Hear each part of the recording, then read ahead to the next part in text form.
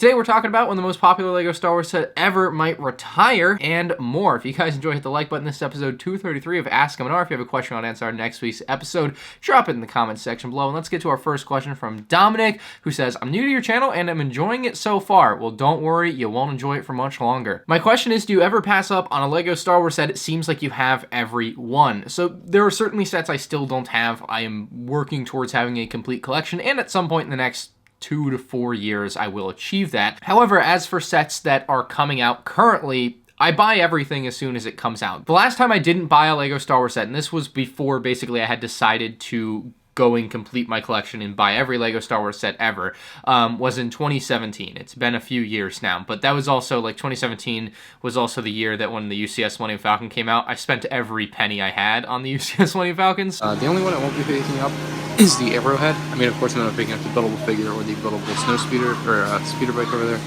but I'm not getting the Arrowhead. I think it's too much money for my YouTube channel, so yeah. Those are the summer 2017 sets I have just picked up. The other summer 2017 sets that I already have, the Darksaber. So a very nice selection of LEGO sets I've been able to pick up in the past week or so.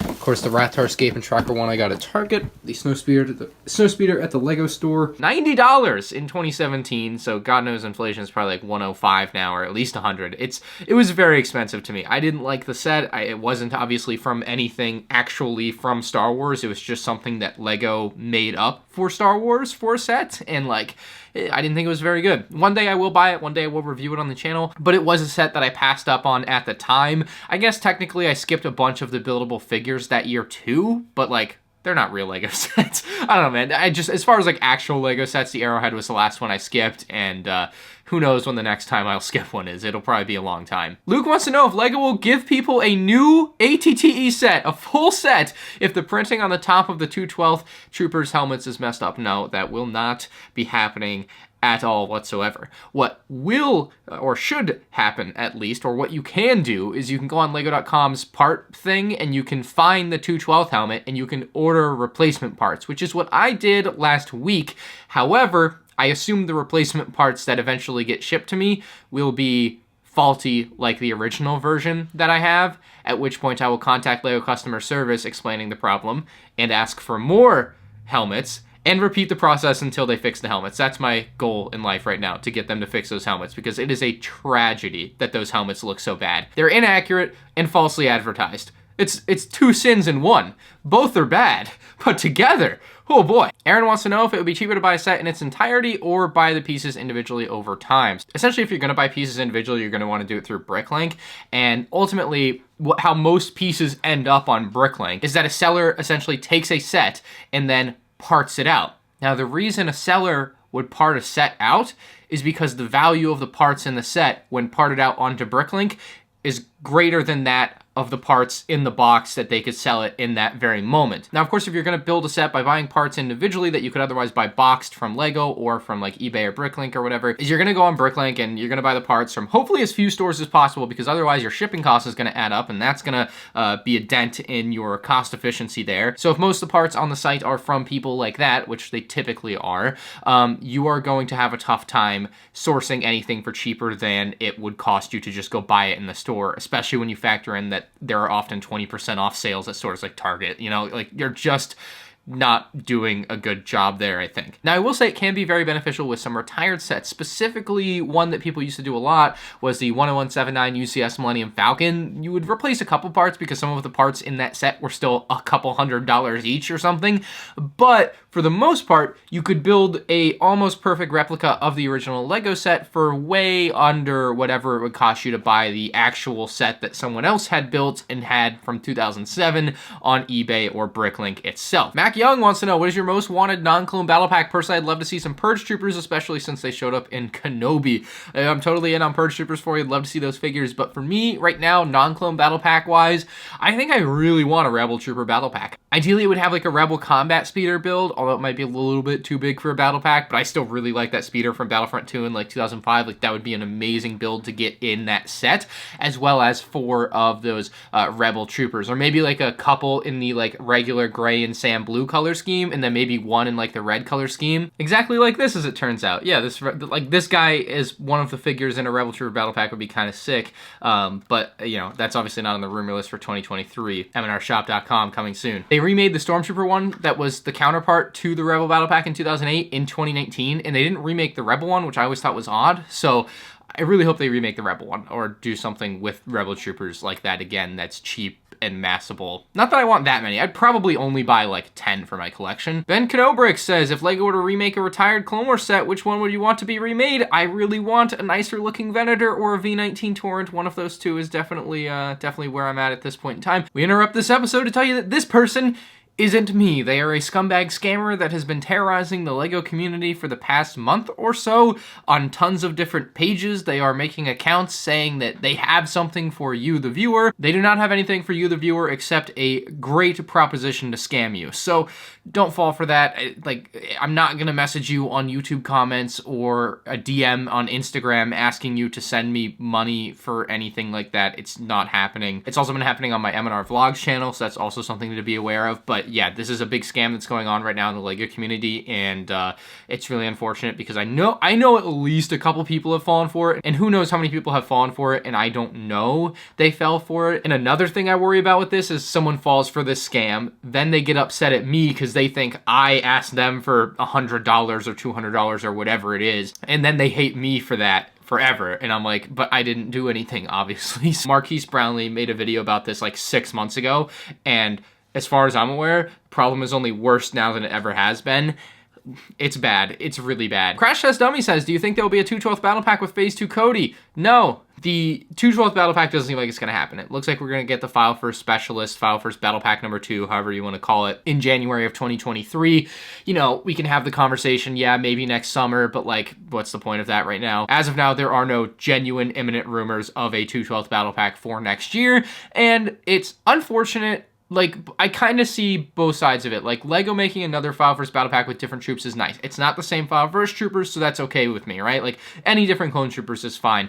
However, I do look at 2/12 battle pack and see that it is the thing that most people would have liked right now. It doesn't mean it couldn't be a very nice set a year from now. And somewhat to that point, when LEGO released the AT-AT in summer of 2020, they didn't release the Snowtrooper Battle Pack until January of 2022, a year and a half later, basically. So it's not like impossible, but the other thing with the Snowtrooper Battle Pack is it did release in conjunction with the UCS AT-AT having released just a month or two earlier. So it kind of had that going for it too. So I do see the Battle Pack here as a missed opportunity. As of now, though, no 2/12 Battle Pack on the horizon. Tadas wants to know what the best LEGO Star Wars Super Pack is. 2-in-1 or 3-in-1 type sets. If you guys don't know, these sometimes are available in Costco recently, but historically, a few were available at Toys R Us in the US, but most of them were only ever available in Europe. Most recent LEGO Star Wars one was from last year with the Skywalker Adventures, and I thought that one was pretty cool, but it's definitely not my favorite. One of my favorites is the 66456 Z95 Headhunter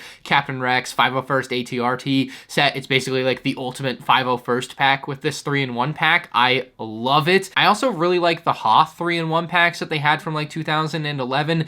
They have just really cool packaging. Ultimately, these sets don't offer anything I couldn't get from the individual sets, so I don't look at them as something that I have to have.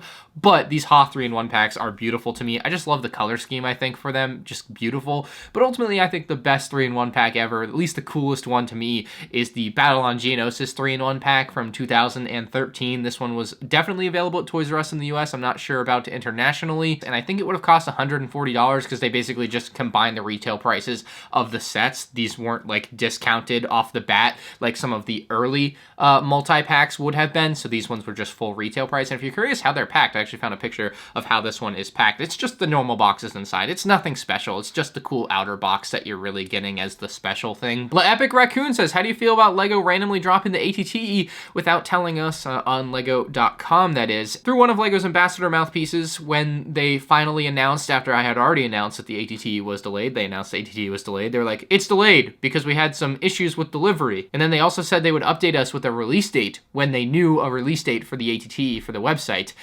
They, of course, did not. They just randomly threw it up on the website for sale. You know, that's a very typical LEGO lie or poor communication thing there. Just happens all the time. It's unfortunate. It's trashy. That's just how LEGO and the LEGO Ambassador Network is at this point in time, or has been for the time I've known it exists, right? It was just always going to happen that way, though. As soon as I saw them say, we're going to tell you when the release date is, I knew immediately they weren't going to tell us when the release date is and that it was just going to drop. I don't feel anything about it other than just angry that they lied again, because that's what they just keep doing and getting away with. Sealed Analyst, who should be analyzing this himself apparently, says, do you think the original Cloud City is overpriced, and do you see the price potentially tanking? There have been some shady price manipulations happening on eBay with fake listings recently. So I don't know anything about fake listings. I do know that occasionally scam listings come up, and that's a whole nother thing, but I don't know what you would be talking about with like shady price manipulations with fake listings. I would need more information. But as far as the price tanking, I don't think it's going to tank. Like, I don't think it's just going to fall off a cliff. I do think it's overpriced. And this was something that Brandon had brought up too in one of my recent vlogs. What do you not have still? The original Cloud City. And I'm waiting on that one because I think the hype is a little too high right now.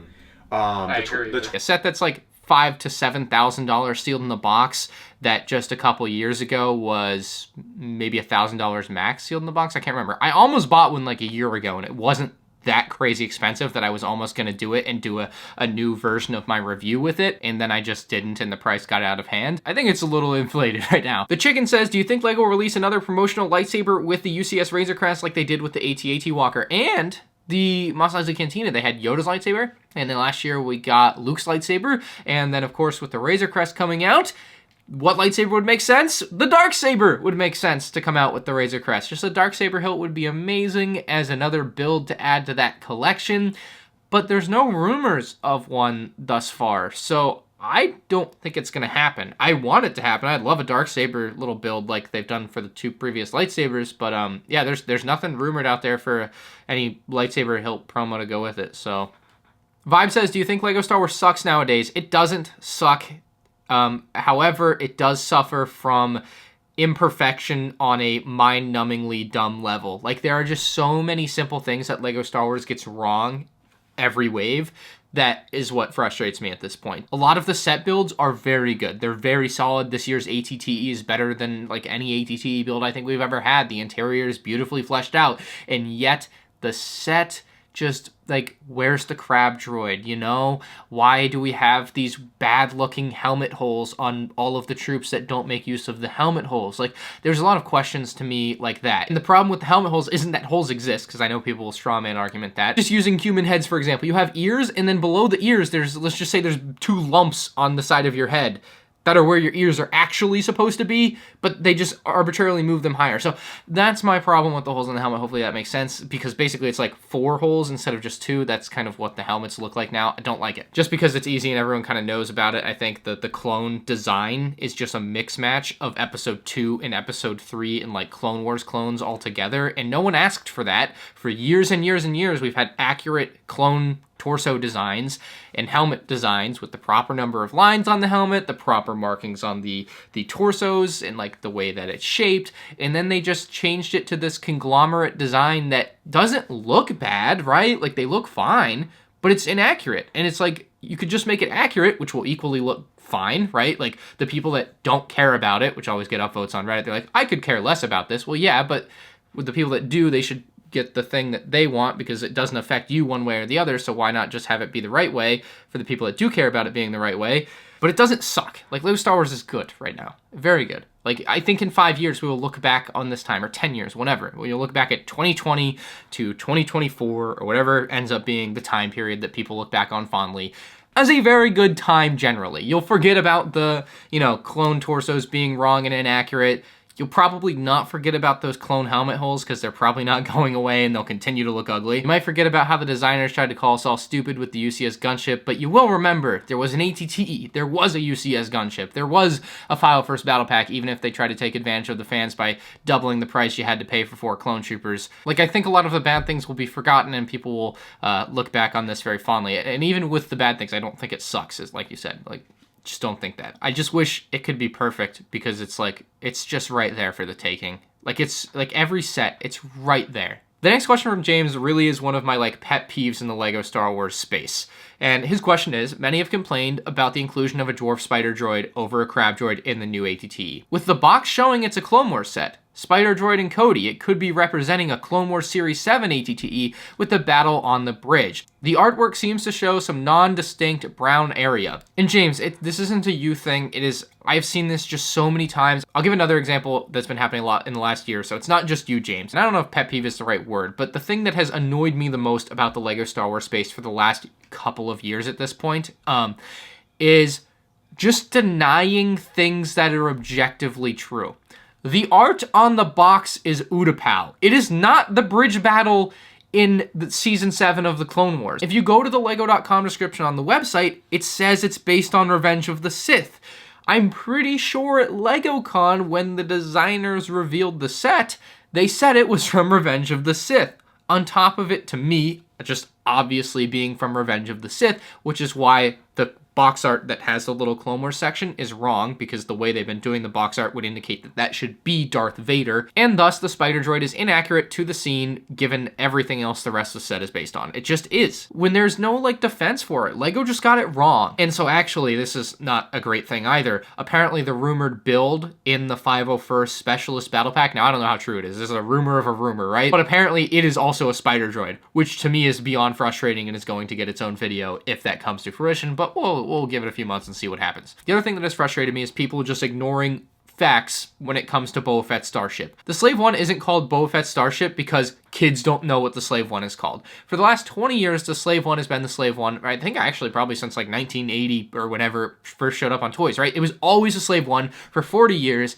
It's not like all of a sudden they've had trouble selling Slave Ones, and every company that makes Star Wars toys is like, oh, we should retry our strategy with how we name this particular product across the board. Like, that didn't happen. What did happen, and what the LEGO designers said happened, the absolute facts of the case, is that Disney didn't want people to use the term Slave One on the toys or the products anymore. That's just how it is, right? You can feel however way you want to feel about it, but the fact is, Disney came to companies like LEGO and said, don't call it the Slave One. That's just what happened. And then on Reddit, which is second only to Twitter in bad opinions, I think, you have people like Casper here who have the audacity to say, the ship was renamed for marketing reasons. Can you all stop spreading misinformation?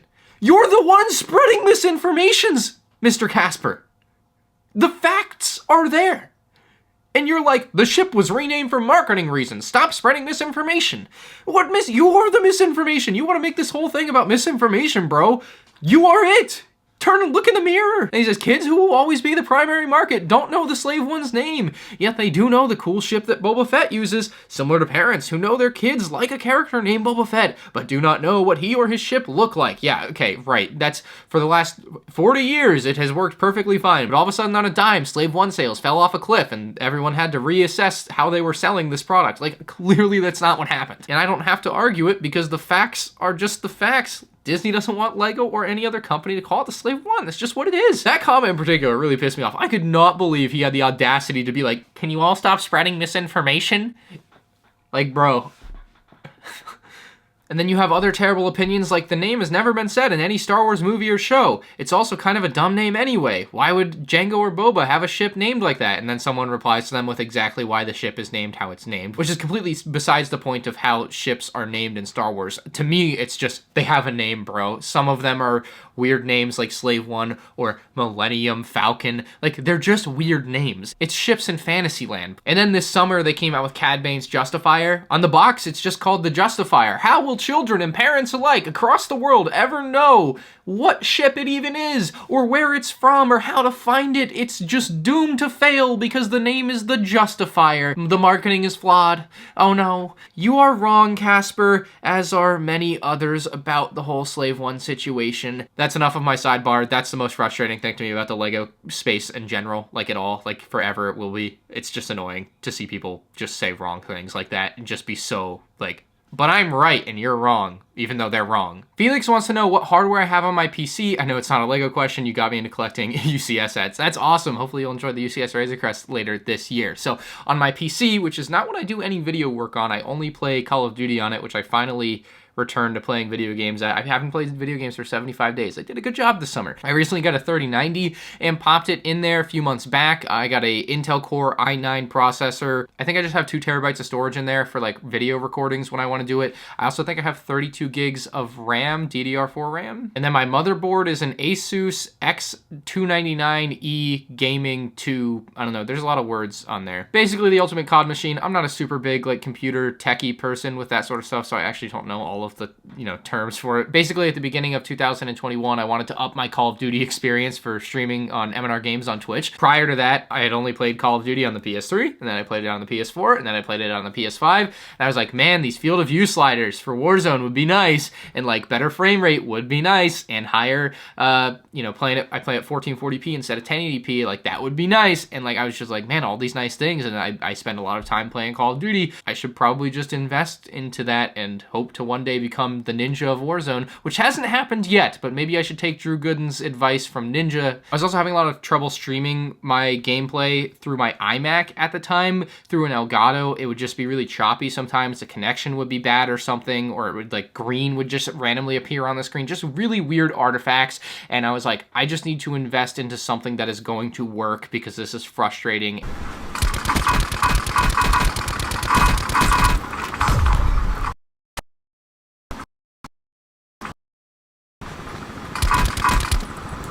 I did end up getting some of the parts at a pretty good price too, thanks to MK Brick. I don't want to give details on that, but he was able to use a discount there. That's actually how I met Michael. I was streaming Call of Duty on Twitch, and I was like, man, I'd like to like build a PC. I was just talking about it in my chat. I think that'd be a good idea. And he obviously watched my LEGO videos, and that's why he was watching my Twitch. And he's like, oh, I can help you with that. And I'm like, shady guy on the internet? What can you help me with? Like, I don't know. Yeah, so that's how we became friends. So essentially, it's like that's how we met. He just offered to help me build a PC. And anyway, hopefully that answers your question. I know I went a little off topic there, but fun stuff. That's going to do it for this episode of Ask MandRproductions. If you have a question you want to answer in next week's episode, leave it down in the comments section below. If you're annoyed with people saying things that aren't true about LEGO Star Wars like me, hit the like button. And thank you guys for like almost 500,000 subscribers. It's kind of cool. So, bye.